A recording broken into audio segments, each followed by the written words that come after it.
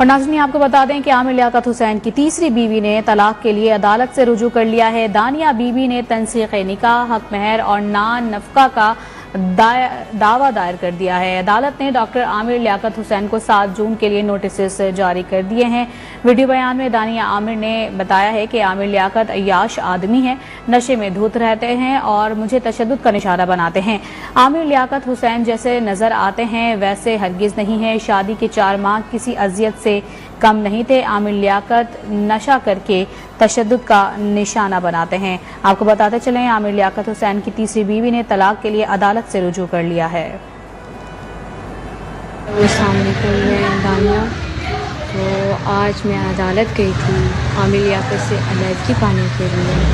तो बाकी की सारी मालूमात आपको न्यूज़ के थ्रू मिलेगी। जितने भी प्रूफ मालूमात सब आपको न्यूज़ के थ्रू मिलेगी। ओके, अल्लाह हाफ़िज़। और खैबर